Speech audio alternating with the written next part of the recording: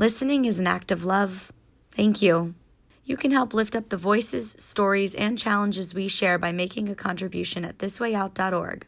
A sincere thank you to all of you who already support This Way Out. Your support matters. I'm Elena Botkin-Levy. And I'm Wenzel Jones. With NewsWrap, a summary of some of the news in or affecting LGBTQ communities around the world for the week ending January 15th, 2022. Sexually active queer men in Greece and France will now be able to donate blood. Health authorities in both countries lifted their remaining restrictions this week. From the late 1970s into the 80s, AIDS was the raging pandemic. Greece joined most countries in banning all blood donations by gay and bisexual men. The policy remained unchanged until the government asked health officials to reconsider it just last year. On January 10th, Health Minister Thanos Plevris and Deputy Mina Gaga signed a ministerial decree removing homosexual acts as a reason to reject queer men who want to donate blood. The new policy will take effect as soon as it's officially published in the Government Gazette. In France, men who have sex with men previously had to be sexually abstinent for the 4 months prior to their blood donation. Health Minister Olivier Véran announced on January 13th that prospective blood donors would no longer be asked about their sexual activities. France's policy change becomes effective on March 16th. For decades, activists have argued that modern science has sufficiently advanced to allow sexually active queer men to donate blood safely. Greece and France join a growing list of countries that include Italy, Hungary, Brazil, and Spain in lifting all restrictions on blood donations by men who have sex with men. Officials in Canada and the UK are moving in the same direction. Plummeting blood donations in the midst of the global COVID pandemic have intensified the calls from activists and health officials for a similar move in more European countries, in Australia, and in the United States, where a few months of abstinence is still required. Lawmakers in Poland launched another attack on LGBTQ people this week. The lower house of parliament narrowly approved a bill to tighten government control over education involving sexual orientation, gender identity, and reproductive rights. It now moves on to the Senate. Rights activists warn that it's yet another effort to restrict queer rights by autocratic far-right Polish President Andrzej Duda. The proposed measure requires extracurricular activities run by non-governmental organizations on campus to be approved by a government supervisor. It would also make it easier to fire uncooperative school principals. Education Minister Przemysław Czarnek specifically said that the supervisors would have the right to block any instruction that would be a threat to the morality of children. Czarnek is one of the government's more notorious anti-queer loudmouths. LGBTQ people, in his words, aren't equal to normal people, and he's compared them to Nazis. In more encouraging news from Poland, 3 women have been acquitted again of offending religious beliefs. The trio distributed posters of the Virgin Mary with a rainbow-hued halo in the city of Plock in 2019. They faced up to 2 years in prison, but an appeals court rejected the original prosecutor's challenge to their acquittal this week. In neighboring and equally hostile Hungary, Prime Minister Viktor Orban is betting his career on homophobia. He's scheduled national elections and an anti-queer referendum for the same day, April 3rd. Most analysts see Orban's bid for a 4th term to be his most challenging yet. Opponent Péter Márkizai is backed by 6 opposition parties across the political spectrum, united to end Orban's autocratic rule based on Western Christian family values.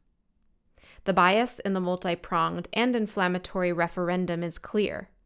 It asks voters if they support sexual orientation workshops in schools without parental consent, if content that could supposedly affect a child's sexual orientation should be taught without restriction, and if gender-affirming surgeries should be performed on children. Germany has its first Commissioner for the Acceptance of Sexual and Gender Diversity. Gay Green Party MP Sven Lehmann accepted the newly created post from the new government. A coalition of center-left Social Democrats, progressive Greens, and neoliberal Free Democrats took over in December after 16 years of Angela Merkel's socially moderate but politically conservative rule. According to Deutsche Welle, Lehmann will be responsible for working with government ministries on policy projects affecting the LGBTQ+ community. He will also spearhead the government's National Action Plan for Sexual and Gender Diversity. Germany's major queer advocacy groups praised the move. A statement from the Lesbian and Gay Association called it another important signal for the queer political awakening promised by the coalition government.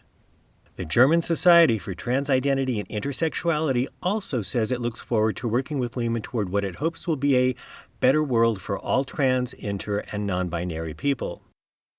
Germany has seen increasingly enlightened government policies advancing the rights of LGBTQ people in recent years.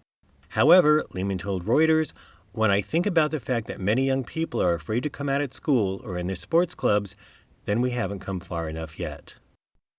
The government of South Korea has considerably much farther to go. The Seoul Administrative Court rejected a landmark lawsuit demanding equal spousal health benefits for queer couples from the National Health Insurance Service. The agency only got wind of plaintiff So Seong-wook's benefits from the workplace coverage of his partner, Kim Young-min, after the rare case was revealed in the media. So's benefits were withdrawn. The administrative court decided on January 7th that lawmakers need to change the current definition of civil marriage to include queer couples. Then So could receive spousal health care benefits through Kim's employer.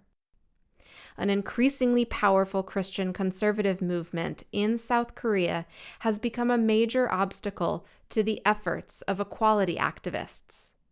In a recent report, Human Rights Watch accuses the government of citing intense religious and conservative opposition to justify inaction. Kim told reporters that the couple plans to appeal the decision. He vowed, "Even though the court has left it as a matter of the legislative branch, we will continue to fight until the day our relationship is recognized. I believe that love will eventually win." Finally, in the land down under, Sydney's Sea Life Aquarium is swimming in congratulations as their famed gay penguin couple enters its 4th breeding season. Sven and Magic first gained notoriety in 2018 when they hatched a chick from an unattended egg a zookeeper gave them. Their renown grew when they were featured on the Netflix show Atypical. The devoted gay Gentoo penguin couple successfully incubated and hatched their second chick in 2020. Sven and Magic's actual 3rd anniversary was celebrated in November, according to the Sydney Star Observer. Zookeepers handed out frozen fish cakes throughout the penguin colony for the occasion. In a promotional video released this week, penguin keeper Kira Ponting announces that the royal couple is once again receiving visitors. Hi everyone, my name's Kira and I'm a penguin keeper at Sea Life Sydney Aquarium, and I'm here today to give you an update on our penguin power couple Magic and Sven. They're still growing strong this year, celebrating their 3rd anniversary. They've moved house and are in a brand new nest location and are still one of our strongest couples in the exhibit. They're a great example for the rest of the colony, inseparable and proving just how strong penguin bonds can be. You can come and visit Magic and Sven and the rest of our subantarctic penguin colony here at Sea Life Sydney Aquarium. That's NewsWrap, global queer news with attitude, for the week ending January 15th, 2022. Follow the news in your area and around the world. An informed community is a strong community. NewsWrap is written by Greg Gordon, edited by Lucia Chappelle, produced by Brian DeShazer, and brought to you by you. Help keep us in ears around the world at ThisWayOut.org, where you can also read the text of this newscast and much more. And you can read the transcript and listen to NewsWrap each week by subscribing to our This Way Out radio channel on YouTube. For This Way Out, I'm Wenzel Jones. Stay healthy. And I'm Elena Botkin-Levy. Stay safe. This Way Out delivers LGBTQ news and culture to more than 150 local communities on radio stations around the world, and we are also a free online news service. You can choose your favorite way to listen, online or on the air, at ThisWayOut.org. Please sign up for our free e-newsletter, Inside This Way Out. We will respect your trust in us and make sure your personal information is never shared with others. Just send us an email at info@thiswayout.org to receive the informative and unique addition to the show. You'll be invited to join us for a more in-depth look into our stories and be encouraged to learn more about This Way Out's 3 decades of broadcast activism. We hope you choose to join us in celebration of LGBTQ history and culture. Email us at info@thiswayout.org to join the movement. We'll make sure you always know what's going on inside This Way Out.